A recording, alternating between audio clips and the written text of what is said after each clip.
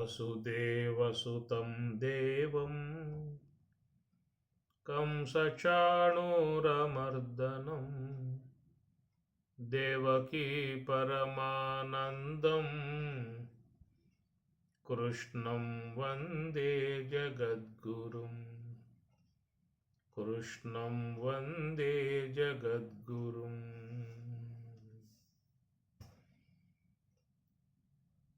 सर्वोपनिषदो गावः दुग्धा गोपालनन्दनः पार्थो वत्सः सुधीर्भोक्ता दुग्धं गीतामृतं महत्तु। భగవద్గీత 3వ అధ్యాయము కర్మయోగము. ధూమేనావ్రియతే వహ్ని యథాదర్శో మలేన చ యథోల్బేనావృతో గర్భః తథా తేనేదమావృతం ఆవృతం జ్ఞానమేతేన జ్ఞానినో నిత్యవైరిణా కామరూపేణ కౌంతేయ దుష్పూరేణానలేన చ ధూమేన ఆవ్రియతే వహ్నిః. ధూమము అంటే పొగ. ధూమేన పొగ చేత, తృతీయ భక్తి ఏకవచనం. ధూమేన పొగ చేత ఆవ్రియతే కప్పబడి ఉన్నది. వహ్నిః అనగా అగ్ని ధూమము చేత మరుగు చేయబడుతుంది. యథా ఆదర్శః మలేన చ. యథా ఏ ప్రకారముగా. ఆదర్శః అంటే అర్థం. మలేన అనగా మాలిన్యము చేత, అది కూడా ఆవ్రియతే కప్పబడి ఉన్నది. యథా ఉల్బేన ఆవృతః గర్భః. యథా ఏ ప్రకారము. ఉల్బేన అంటే గర్భములో ఉన్నటువంటి ఒకనొక పొర. శిశువు చుట్టూ ఒక వలయాకారముగా పొర ఉంటుందట. దాన్ని ఉల్బము అంటారు. ఉల్బేన దాని చేత గర్భస్థ శిశువు ఆవృత కప్పబడి ఉన్నాడు అని అంటూ, తథా ఆ ప్రకారముగా తేన ఇదం ఆవృతం. తేన అనగా కామం చేత, ఇదం ఈ జ్ఞానం, ఆవృతం కప్పబడి ఉన్నది. ధూమేన ధూమం అనేటువంటిది ఏంటంటే వహ్ని అనగా అగ్ని. అగ్ని కార్యమే ధూమం. కాబట్టి అగ్ని వల్ల ఏర్పడ్డటువంటి ధూమం తిరిగి మరలా అగ్నినే మరుగు చేసింది అనేటువంటి అంశం ఇది ఇక్కడ. సాధారణంగా ఈ పచ్చ కట్టెలు కనుక కలిగి ఉన్నట్లయితే ఇంకా ధూమం ఎక్కువగా వస్తుంది. కాబట్టి ఈ ప్రకారంగా ఏర్పడ్డటువంటి పొగ మరి తన కారణమై ఉన్నటువంటి అగ్నిని మరుగు చేసింది అని స్వామివారు చెప్తున్నారు ఇక్కడ. ఆ ప్రకారంగా చూసినట్లయితే ఇక ధూమం అనేటువంటిది పొగ. అది మనస్సులో కలిగేటువంటి ఆలోచనలు అనేటువంటివి. ఈ మనస్సుకి ఆలోచనలకు అధిష్టానం బ్రహ్మమే. కాబట్టి బ్రహ్మము అనేది స్వప్రకాశం అనే విధానంగా వహ్ని అనగా అగ్ని ఎట్లయితే ప్రకాశమానమై ఉంటుందో, ఈ ప్రకాశమానమై ఉన్నటువంటి ఆత్మ చేతనాశ్రయమునందే ఈ మనసు అనేది పనిచేస్తూ ఉన్నది. ఆ పని చేసిన విధానము నుంచి ఏర్పడ్డటువంటి ఏ యొక్క మనస్సులో ఆలోచనలు ఏర్పడ్డాయో అవి మనలో ఉన్నటువంటి ఆత్మస్వరూపాన్ని మరుగు చేస్తున్నాయి. కనుక సంకల్పం బంధం, నిస్సంకల్పం మోక్షం అన్నారు. మన ఏవ మనుష్యానాం కారణం బంధమోక్షయో బంధాయ విషయాసక్తః ముక్త్యై నిర్విషయం స్మృతం. కాబట్టి ఈ ప్రకారంగా మరి ఈ మనస్సులో కలిగేటువంటి ఏ ఆలోచనలు అయితే ఉన్నాయో సంకల్పాలు అవి పొగలాగా కప్పేస్తూ ఉన్నాయి.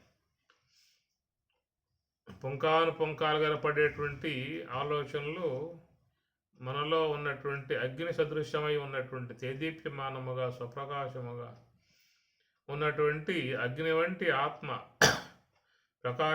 ప్రకాశిస్తున్నటువంటి ఆత్మ. ఏ మనసు అనేది జడాత్మికమై ఉన్నదో జడాత్మికమై ఉన్నటువంటి యొక్క ఆ మనసు బ్రహ్మము యొక్క చేతనాశ్రయంలో పనిచేస్తూ ఉన్నది. ఆ మనసు పనిచేయటానికి అధిష్టానం ఆత్మయే, ఆత్మచేతనాశ్రయంలో పనిచేస్తుంది. మనసు జడంబు దృశ్యంబు అంటారు. స్వయంగా అది ఆలోచనలు చేయలేదు. మనస్సు జడం. ఆ జడాత్మికమై ఉన్నటువంటి మనస్సు చేతనాత్మికం ఎట్లా అయ్యిందంటే అది బ్రహ్మము యొక్క ఆ సత్తాత్మపు లక్షణాలని ఆ మనస్సు పొందింది. కాబట్టి అది వ్యవహార విధానాన్ని కలిగి ఉన్నది. ఆ మనస్సు నుంచి కలిగేటువంటి ఆలోచనలు అయితే ఉన్నాయో అవి మనకు ఆత్మ యొక్క ప్రాప్తికి అడ్డుగా ఉన్న విధానము.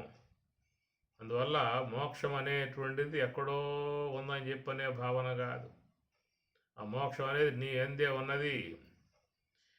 న మోక్షో న బసః పృష్ఠే న పాతాళే న భూతలే మోక్షో హి చేతో విమలం సమ్యజ్ఞాన నిబోధత అని యోగ వాసిష్టంలో వశిష్ఠ భగవానుల వారు చెప్పే మాట. నమోక్ష నభసః పృష్ఠే, ఆకాశంలో మోక్షం లేదయ్యా. నపాతాలే, పాతాళంలో మోక్షం లేదు. నా భూతలే, ఈ భూమండలం మీద ఎక్కడికి పోయినా మోక్షం రాదు. మోక్షో హి చేతో విమలం సమ్యజ్ఞాన నిబోధత. ఆ మోక్షం అనేది చేత విమలం, మనసు అనేది మరి ఏ సంకల్పము లేకుండా నిశ్చలముగా ఉండేటువంటి విధానములో రాగలిగితేనే అది మరి మోక్ష మార్గం అయ్యే అవకాశం ఉన్నది. అందువల్ల ఇక్కడ స్వామివారు ఈ ధూమం అనేటువంటి మాట వాడుతూ మరి మనలో ఉన్నటువంటి ఈ ఆలోచనలే ధూమం కప్పివేస్తూ ఉన్నాయి, ఆత్మస్వరూపాన్ని మరుగు చేశాయి. కాబట్టి ఆత్మజ్ఞానం అపేక్షించి ఉన్నటువంటి వారు, స్వరూప అనుభవాన్ని అపేక్షించి ఉన్నవాళ్ళు ఎక్కడో దూరంగా పోవాల్సిన అవసరం లేదు. కాబట్టి ఆ యొక్క ఆత్మ యొక్క స్థితి, ఆత్మజ్ఞానం నీ యందే ఉన్నది. అయితే నీలో ఉన్నటువంటి ఈ ఆలోచనలు అనేటువంటివి ఆత్మకు అడ్డముగా ఉన్న విధానము. సకల శాస్త్రములు చెప్పేటువంటి మాట, మనస్సుని జయించు, మనస్సుని నీ అధీనంలోకి తెచ్చుకో, ఏ సంకల్పము లేకుండా ఉండేటువంటి విధానాన్ని ఏర్పాటు చేసుకో అని చెబుతూ ఉన్నారు. అందుచేత ఈ ధూమంలాగా కప్పివేస్తున్న విధానం. యదా ఆదర్శ మలేనచ, ఆదర్శ అంటే అద్దం, అద్దం మీద ఏర్పడ్డటువంటి దుమ్ము ధూళి కణాలు దట్టంగా ఏర్పడి మరి మన ముఖబింబాన్ని వ్యక్తం కానివ్వకుండా మరుగు చేస్తున్న విధానము. ఆ ప్రకారంగా ఈ మనస్సు అనబడేటువంటి అద్దం మీద ఇంద్రియాలకుండగా వచ్చేటువంటి అనేక సంస్కారములు మనస్సు మీద పడి మరుగు చేస్తూ ఉన్న విధానము. కాబట్టి ఈ ప్రకారముగా ఎప్పుడూ కూడా మన మనస్సు మీదకి అనాత్మ సంబంధమై ఉన్నటువంటి సంకల్పాలు వచ్చి సంస్కారాలు వచ్చి పడతానే ఉన్నాయన్నమాట. అందువల్ల మనస్సులో పడేటువంటి మాలిన్యములు, ఆ మాలిన్యములు కూడా మరి మనకు స్వరూప అనుభవానికి అడ్డముగా ఉన్నటువంటి విధానము. మనం ఈ విధంగా గ్రహించుకోవచ్చు. యథా ఆదర్శ మలేనచ. కాబట్టి ఆ ప్రకారముగా మరి మనసులో పడ్డటువంటి అనేక జన్మల సంస్కారాలు అవి మరి సంచిత కర్మగా పరిణమిస్తూ ఉన్నాయి. మనస్సులో చేరిపోతున్నటువంటి ఈ అనాత్మ సంబంధమై ఉన్నటువంటి సంస్కారాలు పడ్డప్పుడు మరి ఆ విధముగా ఉన్నప్పుడు మన ఆత్మస్వరూపం తెలుసుకోవటానికి అవకాశం అనేది ఉండదు. ఉల్బేన ఆవృత గర్భస్థ శిశువుని ఎట్లా ఉల్బం మావి చుట్టూ అల్లుకుని పొరలాగా దట్టంగా ఏర్పడి ఎట్లా దాంట్లో అతనిని నిక్షిప్తం చేసిందో, బంధించిందో, అట్లాగా మరి మనలో ఉన్నటువంటి మూలా విద్య అనేటువంటిది, దాన్ని అజ్ఞానం అంటాం, మూలా విద్య అన్నాం, తమస్సు అన్నాం. అది చాలా మరి ఆ జీవుణ్ణి పట్టి లోపల బంధించింది. ఏ ప్రకారంగా శిశువుని మావి చుట్టూ ఒక వలయాకారముగా పొరగా ఏర్పడి దాంట్లో ఆ శిశువుని ఎట్లయితే నిక్షిప్తం చేసిందో ఆ ప్రకారంగా మరి మనలో ఉన్నటువంటి అవిద్య అనేటువంటిది ఆత్మ స్వరూపాన్ని, జీవుణ్ణి కప్పివేసింది, మరుగు చేసింది అన్నమాట. ఈ ప్రకారముగా ఉన్నటువంటి విధానాలు. అందువల్ల పరమాత్మకుడు 3 ఉదాహరణలను మనకి దీని ద్వారా అందిస్తూ ఉన్నారు. అందుచేత మరి మనో సంబంధమై ఉన్నటువంటి ఆలోచనలను ధ్యానపరులై ఉన్నవాళ్ళు అరికట్టాల్సి ఉంటుంది అని గమనించాలి. ఎందుకంటే ధూమం అనేటువంటి పదం 8వ అధ్యాయంలో కూడా స్వామిగారు అక్కడ దక్షిణాయనము అనేటువంటి అంశంలో చెప్పుకొస్తారు. ధూమో రాత్రి తదా కృష్ణ షణ్మాసా దక్షిణాయనం తత్ర చాంద్రమసం యోగి పునర్జన్మ. కాబట్టి తదా పునః మరి తిరిగి వస్తున్నట్లుగా చెబుతాడు అక్కడ. ఈ ప్రకారంగా ధూమం అనేటువంటిది కూడా అక్కడ మీకు ఆ శ్లోకంలో స్వామివారు మరి ఆ ధూమము, రాత్రి, తదా కృష్ణ ఇవన్నీ విశేషణాలుగా అక్కడ వాడతారు. కాబట్టి ఈ ప్రకారముగా మరి మనసులో కలిగేటువంటి ఈ సంకల్పములు అనబడేటువంటి ధూమం చేత అందరూ కూడా తన యొక్క స్వరూప విధానాలను మరుగు చేసుకోవాల్సిన పరిస్థితి ఏర్పడింది. కాబట్టి ధూమం అనేది లేకుండా చేయటం అంటే మరి ఆ ధ్యానములో మాత్రమే సాధ్యమవుతుంది. వ్యవహారంలో ఉండి ఎవరో కూడా తీసివేసే శక్తి ఉండదు. వ్యవహారంలో ఉండి తీసేసే అవకాశాలు లేవు. అది ధ్యానంలోకి ప్రవేశించినప్పుడు అవన్నీ కూడా లేకుండా చేయగలిగే అవకాశం ఏర్పడుతుంది. కాబట్టి ఇక్కడ 3 ఉదాహరణలను స్వామివారు చెప్తూ తదా తేన ఇదం ఆవృతం, ఆ ప్రకారముగా తేన ఇదం ఆవృతం, తేన మరి ఆ కామం అనబడేటువంటి దాని చేత ఇదం ఈ జ్ఞానం అనేటువంటిది ఆవృతం ఆవరింపబడింది అన్నాడు. ఈ ప్రకారంగా ప్రతి ఒక్క వ్యక్తిలో కూడా మరి ఈ జ్ఞానం లోపల ఉన్నటువంటి స్వరూప జ్ఞానం ఏది ఉన్నదో దాన్ని ఈ కామం అనబడేటువంటి ఈ మనసులో కలిగేటువంటి అమితమై ఉన్నటువంటి కోరికలు అనేటువంటి ఈ కోరికలు అనబడేటువంటివి ఇదం అనగా ఈ జ్ఞానాన్ని ఆ ప్రకారంగా అవి మరుగు చేశాయి అన్నాడు. ఈ కోరికలు ఇవి విపరీతముగా గనక పెరిగిపోయినట్లయితే దాని చేత ఆధ్యాత్మికానికి దూరమై జ్ఞానాన్ని పొందే అవకాశం వానికి ఉండదు. అది తగు మాత్రముగా అవి కూడా సాత్విక విధానాలుగా కోరికలు ఉన్నట్లయితే అవి ఎక్కువగా వ్యక్తిని బాధించేవిగా ఉండవు. తన అవసరం మేరకే వ్యవహారం చేసుకుంటాడు. మిగతా సమయాన్ని జ్ఞానం కోసంగా వాడుకోవటం జరుగుతుంది. అది కాబట్టి ఇక్కడ తేన ఇదం ఆవృతం. ఇదం అంటే ఈ జ్ఞానం. జ్ఞానం అనేది మరుగు చేయబడిందన్నమాట. దేని చేత అంటే కామం చేత అన్నాడు. కామం అంటే ఏమిటి? ఈ కలిగే కోరికలు. ఈ కోరికలు కూడా చాలామందిలో సాత్విక సంబంధమై ఉన్న కోరికల, రాజసిక సంబంధమై ఉన్న కోరికల, తామసిక సంబంధమై ఉన్న కోరికల అని చెప్పి అన్నట్లయితే మరి ప్రతి ఒక్క వ్యక్తిలో కూడా రాజసిక సంబంధమై ఉన్న కామములు, కోరికలు ఎక్కువగా ఉంటాయి. సాత్విక సంబంధంతో కలిగేటువంటి కోరికలు అది కొంచెం దైవ సన్నిధికి తీసుకుపోయేవిగా, ఆధ్యాత్మికానికి అనుబంధముగా ఉండేవిగా, మనిషిని సరైనటువంటి యొక్క ఆధ్యాత్మిక నడిపేటువంటివిగా ఉండేటువంటి కోరికలు అవన్నీ కూడా సాత్వికం వల్ల కలిగే కోరికలు. అవి జీవుని ఉద్ధారకకు ఉపకరించేటువంటి అంశాలు అవన్నీ కూడా. రెండవది రాజసిక సంబంధమై ఉన్న కోరికలు, తామసిక సంబంధమై ఉన్న కోరికలు. ఇవన్నీ కూడా ఏంటంటే జ్ఞానంలోకి పోకుండా అడ్డగిస్తూ ఉంటాయి. ఇక వాడి జ్ఞాన సంబంధమై ఉన్నటువంటి విచారణ చేయటానికి, స్వరూప ప్రాప్తిని పొందే విధానంగా ఉన్నటువంటి ధ్యాన ముద్రలో ఉండి ధ్యానం చేయటానికి మరి ఎలాంటి విధాయకంగా అతనికి అవకాశం కుదరదు. ఎందుకంటే అపరిమితమైనటువంటి కోరిక భాగాలు పెరిగిపోయినప్పుడు ఇంకా ఆధ్యాత్మికతను శీలించి జ్ఞానాన్ని సంపాదించుకునే అవకాశాలు చాలా తక్కువగా ఉంటాయి.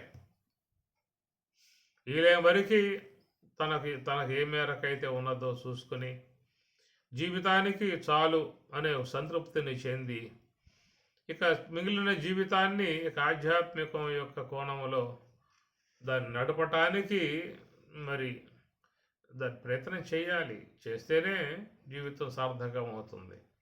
అది కాకుండా ఈ కోరికలు అమితముగా కోరికలు పెంచేసుకుని గనక పోయినట్లయితే మరి చివరికి జ్ఞానాన్ని కూడా కోల్పోతాడు. తదా ఇదం జ్ఞానం ఆవృతం. ఈ ప్రకారంగా జ్ఞానాన్ని పొందేందుకు అవకాశం లేకుండా ఏర్పడ్డటువంటి అంశము అన్నారు. ధూమేన ఆవ్రియతే వహ్ని యథా దర్శో మలేన చ యథా ఉల్బేన ఆవృత గర్భ. ఇప్పుడు పొగ అనేది పోవాలంటే కొంచెం మనం ఊదితే పోతుంది, పెద్ద ప్రయత్నం అవసరం లేదు. కొంచెం బాగా ఇసిరినా లేదా గొట్టంతో ఊదినా ఆ పొగ పోయి అగ్ని ప్రజ్వలిస్తుంది అనేది కొంచెం సులభతరంగా ఉండేటువంటి అంశం ఇది.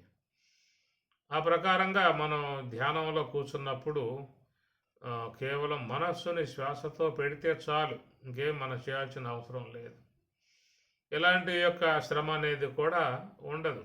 ఎట్లయితే ధూమం అగ్ని నుంచి ఆవరణం నుంచి ధూమం తీసేయడానికి చిన్న ప్రయత్నం అంతే. ఇసునకర్ర తీసరటమో నోటితో బాగా ఊదటమో చేస్తే చాలు, ఆ పొగ పోయి అగ్ని మండిందా పొగ పోతుందన్నమాట. ఆ ప్రకారంగా మరి సాధకులు ఈ కలిగేటువంటి ఆలోచనలు అనేటువంటి సంకల్పాలు అనబడేటువంటి ఉన్నాయో అవి హంస యొక్క ఆశ్రయము అనే దాని ద్వారా తీసివేసుకోవచ్చు. అవకాశాలు బాగా ఉన్నాయి, పెద్ద కష్టమేం కాదు, చాలా సులభముగా ఉన్నటువంటి విధానాలు. అన్నింటికంటే ధ్యానం అనేది పరమాత్మ కూడా సుసుఖం కర్తం అవ్యయం అంటాడు 9వ అధ్యాయంలో. సుసుఖం కర్తం చేయుటకు సుసుఖం. సుఖం అంటే చాలా సునాయాసము. సుసుఖం మళ్ళీ ఇంకో సు పెట్టి చెప్పటం వల్ల ఏమవుతుంది, చాలా సులువయ్యా నీకు, అది పెద్ద కష్టమేం కాదు అని అనటానికి ఆ పదాలు స్వామివారు అక్కడ వాడటం జరిగిందనమాట. కాబట్టి ప్రకారంగా స్వరూప స్థితిని స్వరూప అనుభవాన్ని కలగజేసే విధానముగా ఉన్నటువంటి మరి ఈ సాధన అనేటువంటిది చాలా అందరికి సౌలభ్యముగా ఉన్నటువంటి మార్గం ఇది.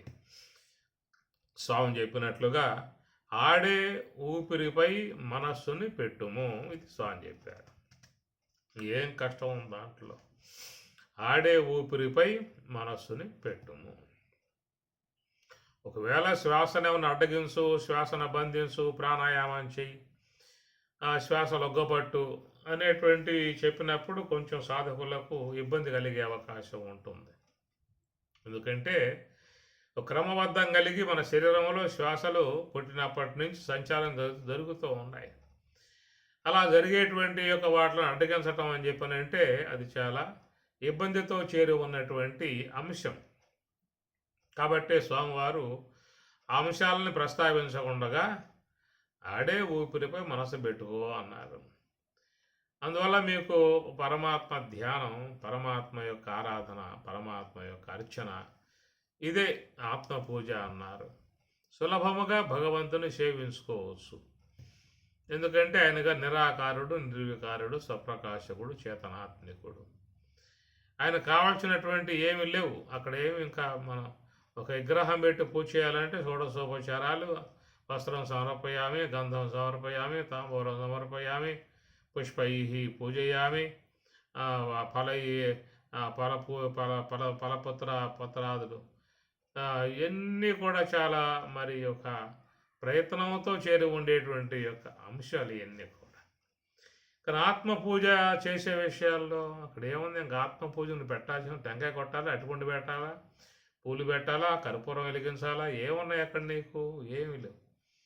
ఈ అంశాన్ని మీకు నిర్గుణ మానస పూజ అని శంకరాచార్యుల వారు చాలా చక్కగా చెప్పుకొస్తారు. అద్వైత తత్వాన్ని మంచిగా ప్రతిపాదన చేశారు శంకరాచార్యుల వారు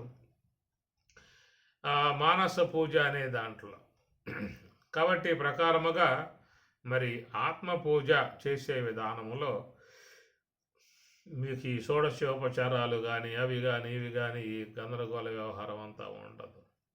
ఇది కేవలం ఒక దేవతానుగ్రహాన్ని సంపాదించుకొని ఆ దేవత ద్వారా తనకు ఇష్టమైనటువంటి ఒక కోరికలు నిర్వర్తింపజేసుకోవటానికి చేసేటు విధానాలుగా ఉపాసనలన్నీ కూడా ఉన్నాయి. కానీ ఇక్కడ మోక్షము అనబడేటువంటిది, స్వరూప స్థితి అనేటువంటి యొక్క అంశం దేని ద్వారా వస్తుందా అని చెప్పనంటే మనస్సుని ఆడే ఊపిరి మీద పెట్టుకో అన్నారు. ఆ విధంగా పెట్టావు అంటే నీకు ఆ ధూమం అనబడేటువంటి పొగ మనస్సు యొక్క సంబంధ ఆలోచనలు మొత్తం పోతాయి. ఏవి రావు, వచ్చే అవకాశాలు లేవు.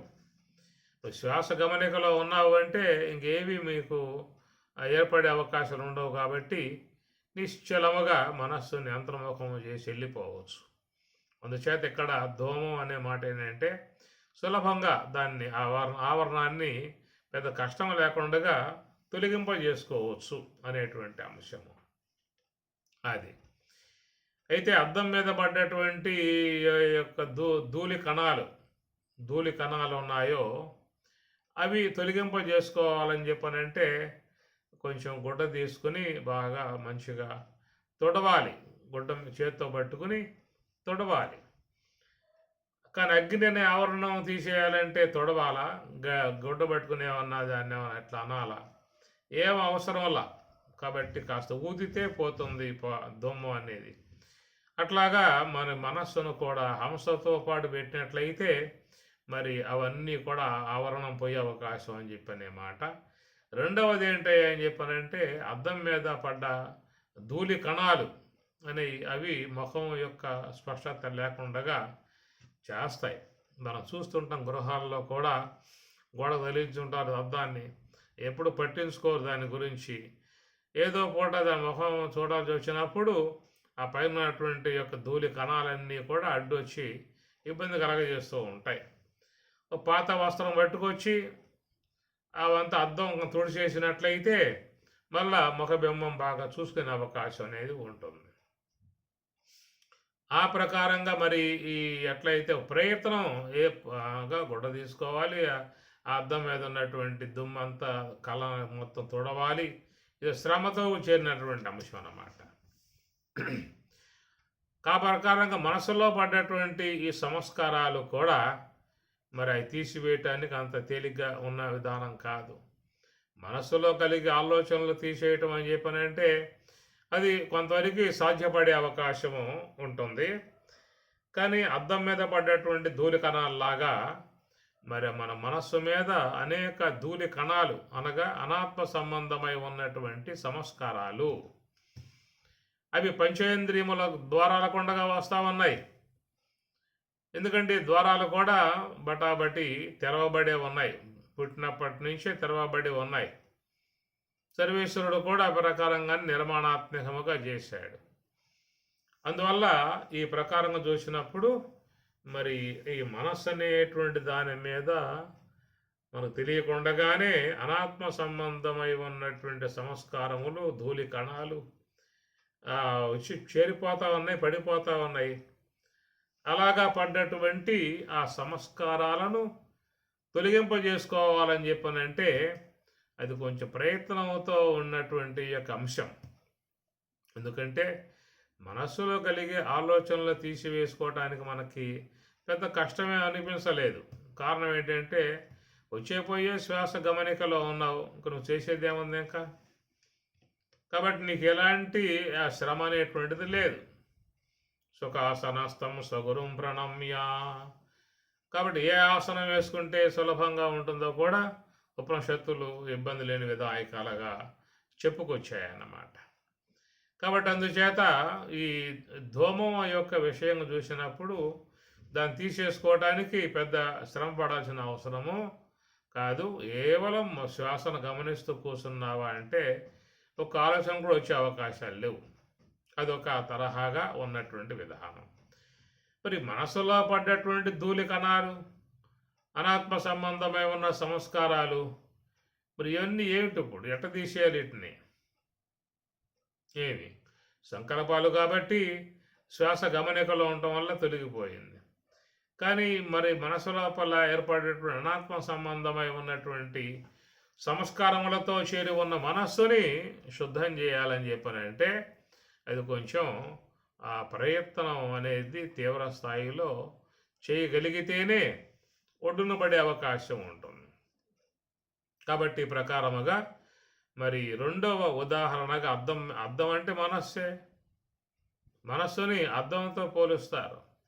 అది అద్దాన్ని మనం మన వైపుకు తిప్పుకున్నాం అనుకోండి, దాంట్లో మన ముఖబింబమే గోచరిస్తుంది.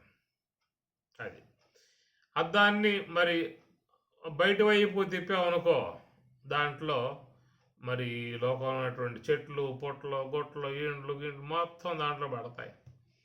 అద్దాన్ని ఆ వైపుకు తిప్పావా, దృశ్యజాలం అంతా గోచరిస్తుంది. ఆ అద్దాన్ని మన వైపుకు తిప్పుకున్నాము అంటే ఇక్కడ కేవలం మన యొక్క ముఖబింబమే కనపడే విధానం అనేది ఉంటుంది. కాబట్టి ప్రకారంగా మనసు అనేది అద్దంతో కూడా పోల్చిన విధానాలు ఉన్నాయి. మరి ఆ మనస్సులో మరి పడ్డటువంటి అనేక సంస్కారములు, అనాత్మ సంస్కారాలు ఇవన్నీ ఉన్నాయి. కాబట్టి అవన్నీ కూడా తొలగింపజేసుకోవాలని చెప్పనంటే అది చాలా ప్రయాసతో ప్రయత్నంతో చేరి ఉన్న అంశము. ఆ సంస్కారాలు, అనాత్మ సంబంధమై ఉన్న వాసనలు ఇవన్నీ మనస్సు లోపల చేరిపోతున్న విధానం. కాబట్టి అవన్నిటినీ కూడా సాధకులు జ్ఞానం ద్వారా, అంతర్ముఖ వృత్తి ద్వారా ఆ మాలిన్యాలని తీసివేసుకుని శుద్ధం చేసుకోవాల్సి ఉంటుంది. దర్పణం, అద్దాన్ని శుద్ధం చేసుకోవాల్సి ఉంటుంది. కానీ ఇక్కడ మరి చూసినట్లయితే ధూమం అనబడేటువంటి ఆలోచనలు తీసివేసుకోవటం సులభంగా అనిపించింది. అటనే మనసులో చేరి ఉన్నటువంటి యొక్క ఈ సంస్కారములను పడేటువంటి తీసివేయటం కూడా అది కొంచెం శ్రమతో కూడినటువంటి యొక్క అంశము. కానీ ఇక్కడ జీవు ఎట్లయితే శిశువుని మావి కప్పేసిందో తదా ఆ ప్రకారముగా అన్నాడు. అది లోనున్నటువంటి యొక్క మరి ఆత్మస్వరూపాన్ని అవిద్య అనేటువంటిది బాగా దట్టముగా అది ఆవహించి ఉన్నటువంటి విధానం. ఎట్లయితే మావి అనేటువంటి దాన్ని తొలగింపజేయటం ఎవరికి కూడా సాధ్యపడే అంశము కాదో, ఆ ప్రకారముగా అవిద్య అనేటువంటి ఆవరణ అనేది దట్టంగా మరి ఉల్లిబేన మావిలాగానే ఈ అవిద్య కూడా జీవుణ్ణి ఆ విధముగా పట్టేసింది అనేటువంటి యొక్క 3 ఉదాహరణలుగా స్వామివారు ఇక్కడ మనకు అందిస్తూ ఉన్నారు. ఒకటి ఆలోచన సంబంధమై ఉన్నటువంటి పొగ, రెండవది సంస్కారాలు, ప్రపంచం యొక్క సంబంధమై ఉన్న సంస్కారాలు, మరి ఈ ధూళి కణాలు అద్దం మీద పడ్డట్లుగా ఇవన్నీ కూడా మనస్సు అనేటువంటి దాని మీద వచ్చి పడతా ఉన్నాయి. ఎంతో కాలంగా పడుతూ ఉండటం కారణంగా అది స్వరూప అనుభవానికి, స్వరూప ప్రాప్తికి అడ్డుగా నిలబడ్డటువంటి అంశమైతే, ఇక మూడో అంశం జీవుణ్ణి అవిద్య అనేది ఆ మావి ఉల్లిబేన మావి ఎట్లా శిశువుని కట్టేసిందో అట్లా అవిద్య అనేది కూడా కట్టేసినట్లుగా ఈ 3 కూడా చూస్తే ఒకటి సరళము, ఒకటి మధ్యమము, ఒకటి తీవ్రము, 3 అంశాలుగా స్వామివారు మనకి ఇక్కడ ఈ శ్లోకంలో అందించాడు. వాటి కారణంగా మనం ఈ జ్ఞానం అనే దాంట్లో వెనకబడిపోతున్నటువంటి పరిస్థితి ఏర్పడుతుంది. ఆవృతం జ్ఞానమేతేన జ్ఞానినో నిత్యవైరిణ కామరూపేణ కౌంతేయ దుష్పూరేణ అనలేన చ. కాబట్టి ప్రకారంగా ఆవృతం జ్ఞానం ఏతేన కామము చేత జ్ఞానం ఆవృతం ఆవరింపబడి ఉన్నది. జ్ఞానిన నిత్యవైరిణ అయితే ఏర్పడ్డటువంటి ఈ కామం అనబడేటువంటిది కోరికలు పరస్పరము పరంపరగా కలిగేటువంటి కోరికలు, మనస్సు లోపల ఎప్పుడు కలిగే కోరికలు, ఆ కోరికలను అనుసరించి పరుగులు తీసే విధానాలు, ఇవన్నీ ఉండేటువంటి దానం అవుతుంది. కాబట్టి మరి ఏమవుతుందని చెప్పండి, ఇక్కడ ఈ జ్ఞానం అనేటువంటిది మరుగు చేయబడుతుంది. ఆవృతం జ్ఞానం ఏతేనా, ఈ కామం చేత జ్ఞానం మరుగు చేయబడింది అన్నాడు. జ్ఞానినః నిత్య వైరిణా, ఇది జ్ఞానులకు నిత్య వైరి అన్నారు. నిరంతరముగా ఈ వైర విధానాలుగా కలిగి ఉంటుంది అన్నాడు. ఇప్పుడు అజ్ఞానినః నిత్య వైరిణ అని ఎందుకు అనలేదు? జ్ఞానినః నిత్య వైరిణ, జ్ఞానినః జ్ఞాని జ్ఞానినో జ్ఞానినః బహువచనం ఇది. జ్ఞానినః జ్ఞాని జ్ఞానినో జ్ఞానినః, కాబట్టి జ్ఞానులకు అని అన్నాడు. తత్వజ్ఞాన మార్గంలో ప్రయాణం చేసేటువంటి వారికి, ఆధ్యాత్మికతను శీలించాలనబడేటువంటి వాళ్ళకి, ఏదో స్వరూపం వైపుకు ప్రయాణం చేయాలనేటువంటి ఆలోచన ఉన్నటువంటి వారికి ఇది వైరి అన్నాడు. జ్ఞానినః అంటే తత్వచింతన చేసేవాడు, తత్వ విచారణ చేసేవాడు, ఆధ్యాత్మిక మార్గంగా ప్రయాణం చేయాలనేటువంటి భావంగా ఉన్నటువంటి వాడు, వానికి నిత్య వైరి అని చెప్పని అన్నాడు.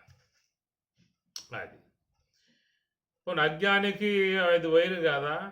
అజ్ఞానినః నిత్య వైరిణ అని కదా చెప్పాల్సి ఉంటుంది అసలు. ఎందుకంటే అజ్ఞాని అనేటువంటి వాడు మరి దానికి అనుగుణ్యంగా పోతా ఉన్నాడు.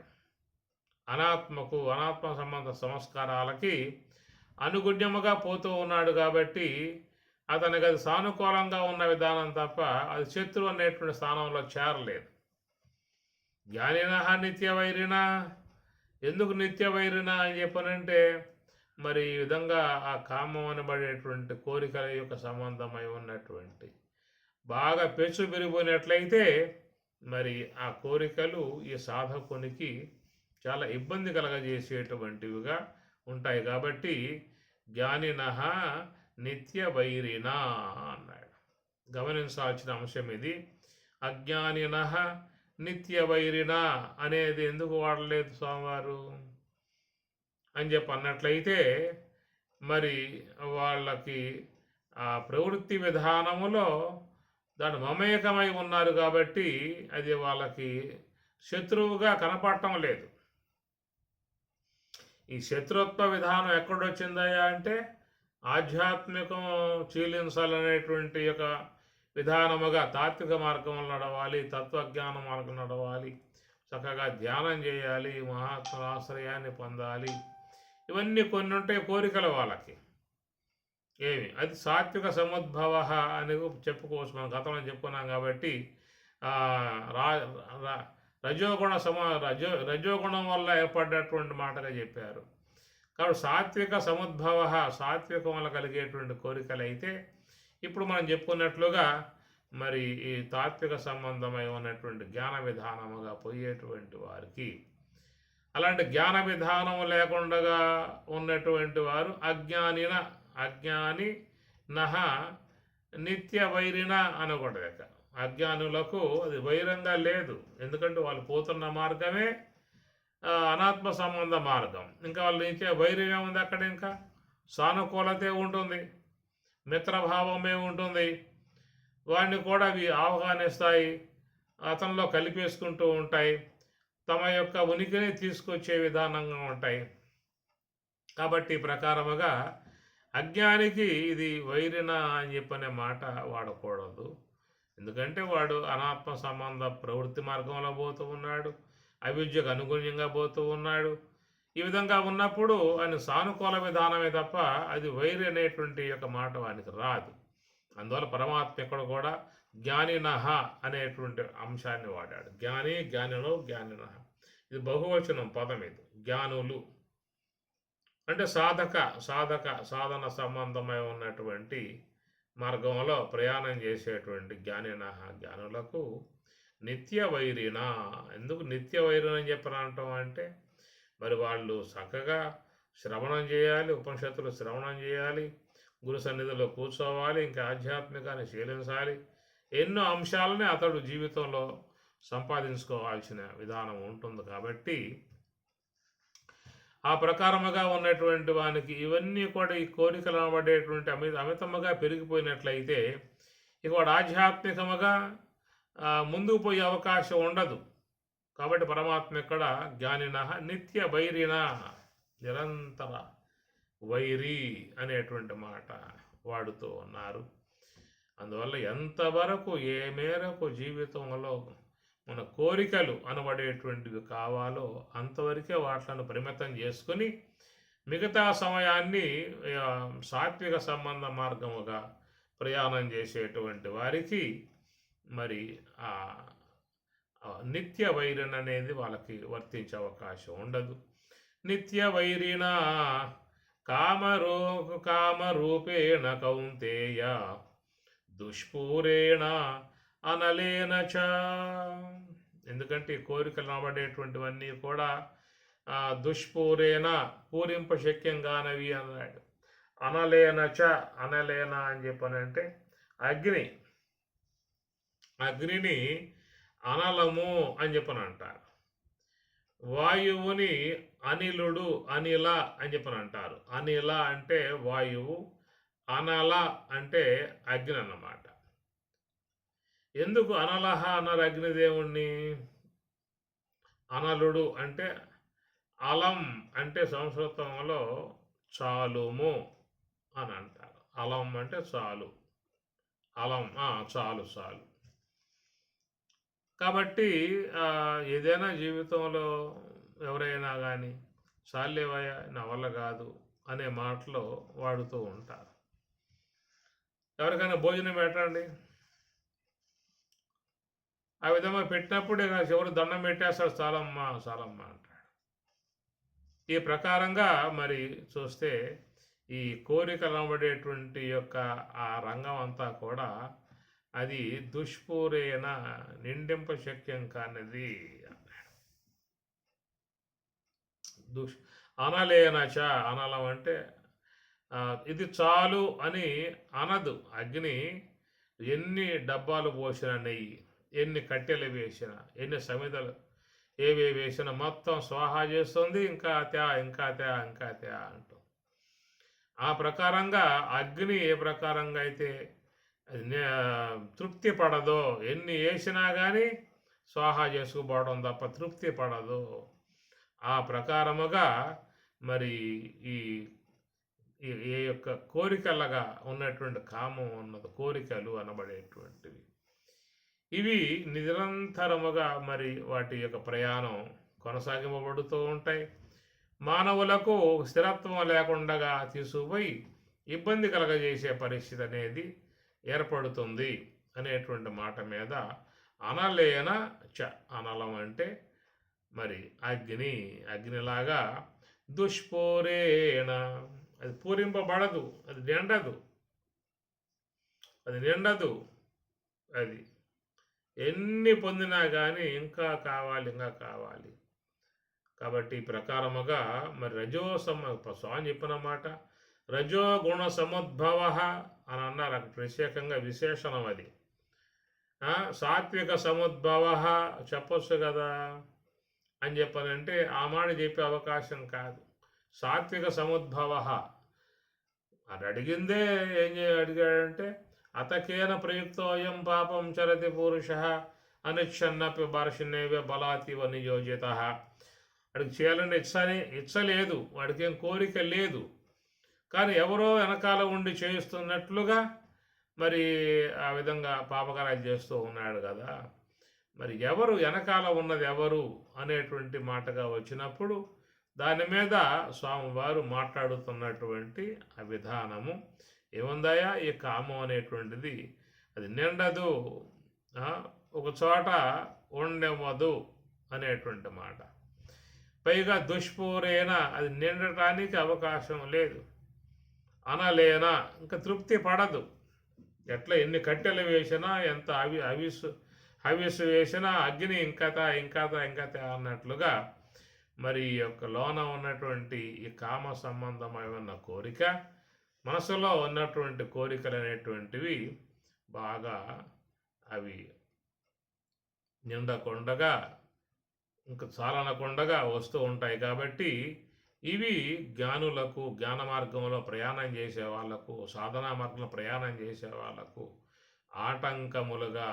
ఆటంకం కలగజేసేటువంటివిగా ఉంటాయని స్వామివారు 39వ శ్లోకంలో ఆవృతం జ్ఞానమేతేన జ్ఞానినః నిత్యవైరిణ కామరూపేణ కౌంతేయ దుష్పూరేణ అనలేన చ. ఇక్కడ విశేషణాలు మొత్తం 3 వాడాడు. కామరూపేణ ఉన్నటువంటిది, దుష్పూరేణ నిండింప శక్యం కానిది, అనలేన అగ్నిలాగా తృప్తి చెందనిది. ఇది జ్ఞానినః నిత్యవైరిణ, అది సాధకులకు, ఎవరైతే ధ్యానం చేసేవాళ్ళు ఉన్నారో ఈ ధ్యానం చేసేటువంటి వాళ్లకు అది నిత్య వైరంగా ఉంటుంది. అంటే వారికి తీరుబాటు రానివ్వదు, ధ్యానం చేయనివ్వదు, భగవత్ చింతన చేయనివ్వదు, విచారణ చేయనివ్వదు. ఇవి లాక్కుపోతూ ఉంటాయి. ఎప్పుడైతే కామ సంబంధమైన కోరికలు అనేటువంటివి బాగా విజృంభించాయా అని చెప్పానంటే ఓ పట్టాన ఒకసాట కూర్చొనివ్వవు, పరుగులు తీయిస్తూ ఉంటాయి, తీరిక లేకుండా చేస్తాయి. తిండి తినటానికి కూడా అవకాశం ఉండదు, కొంచెం పడుకోవటానికి కూడా అవకాశం ఉండదు. సావకాశముగా బెడ్లతో ఇంట్లో ఒక కుటుంబ సభ్యులతో మాట్లాడటానికి కూడా సమయం ఉండదు. ఇట్లాగా మరి ఆ జీవితం ఒక పరుగులుగా సాగిపోతుంది. ఇలాంటి విధానం కలిగి ఉన్నట్లయితే ఇక వాళ్ళు ఆధ్యాత్మికం ఏం చెల్లిస్తారు? ఇంకా వ్యవహారమే మరి అంత సమస్యగా ఉన్నప్పుడు ఇంకా ఆధ్యాత్మికమును శీలించే విషయం అనేటువంటిది కుంటుపడుతుంది. కాబట్టి ఆ అంశం మీద స్వామివారి ఇక్కడ జ్ఞానినః నిత్యవైరిణ అన్నాడు. ఇక్కడ జ్ఞానినః అనేటువంటిది ఏంటంటే స్వరూప జ్ఞానాన్ని పొంది ఉన్నటువంటి వారి విషయం కాదు, అది పరోక్ష జ్ఞానం కలిగి ఉన్నటువంటి వారి యొక్క అంశం ఇది, గమనించాలి. అపరోక్ష అనుభవం కలిగి ఉన్నటువంటి వారికి నిత్య వైరిణ, ఇంకే వాళ్ళకేముంటుంది? ఇంకా మొత్తం నశింపబడ్డాయి. స్వరూపానుభవాన్ని పొందిన తర్వాత ఇక వాళ్ళ దగ్గర ఇంకేం లేవు యొక్క కర్మ వాసనలు. కాబట్టి వారిని ఇబ్బంది పెట్టే విధానం కాదు స్వరూపానుభవాన్ని పొందినట్టు, కేవలం తత్వం యొక్క సంబంధమైన అవగాహన చేసుకుంటూ తాత్విక విధానంగా జీవించిన కోరికలకి ఉన్నటువంటి వారు ఎవరైతే ఉన్నారో వాళ్లకు ఇది ఈ కామం అనేటువంటిది, ఈ కోరిక సంబంధమైనటువంటి యొక్క ఈ భాగం వాళ్ళకు చాలా ఇబ్బందికర పరిస్థితి. చెప్పుకున్నాం కదా, ఓ పట్టాను కూర్చొనివ్వవు, సత్సంగాలు చేయనివ్వవు, ధ్యానాన్ని చేయనివ్వవు, మహాత్ముల ఆశ్రయంలో కాసేపు పట్టుకొని 10 నిమిషాలు కూడా కూర్చొనివ్వవు. ఈ విధంగా మరి పరుగులు తీసే విధానంగా ఉన్నప్పుడు ఇంకా తాత్విక విధానంలో ముందుకు పోయే అవకాశం ఏముంటుంది? కనుక సాధకులు అనేటువంటి వారికి ఈ శ్లోకం చాలా ఉపకరించేటువంటి మంత్రభాగం.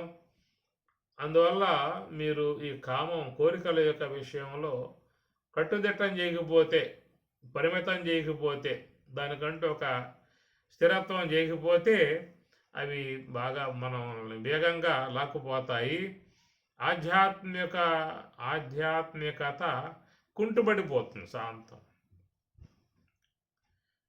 కాబట్టి పరమాత్మ ఇక్కడ జ్ఞానినః అనేటువంటి పదముతో మరి తాత్విక అవగాహన కోసంగా స్వరూపానుభవాన్ని పొందాలనేటువంటి భావనగా పోయేటువంటి యొక్క వారికి చెప్పేటువంటి అంశము 39వ శ్లోకం. చాలా సాధకులకు చాలా ఉపకరించే శ్లోకం. కామరూపేణ కౌంతేయ దుష్పూరేణ అనలేనచ. దుష్పూరము అంటే దాన్ని పూరించే అవకాశాలు లేవు. ఎందుకంటే అది పుడతా ఉంటే ఇంకెక్కడ నీకు దానికి ఫుల్ స్టాప్ లేకుండా పోతూ ఉంటే ఎక్కడ ఆపగలిగేటువంటి విధానం ఉంటుంది అప్పులో. అందువలన దుష్పూరేన నిండింప శక్యం కానిది అన్నాడు. అనలేనా అగ్నిలాగా తృప్తి చెందనిది అని చెప్పనేది ఉన్నప్పుడు ఇక సాధకులకు, జ్ఞాన మార్గంలో ప్రయాణం చేసే వాళ్ళకు, తత్వచింతన చేసేటువంటి వారికి నిత్య వైరినా అనేటువంటి మాట స్వామివారు మంచిగా మనకి అందించిన అంశము. ఓం సహనా భవతు సహనౌ భునక్తు సహ వీర్యం కరవావహై తేజస్వినావధీతమస్తు మా విద్విషావహై. ఓం శాంతి శాంతి శాంతి. హరి ఓం తత్సతు. శ్రీ గురుభ్యో నమః.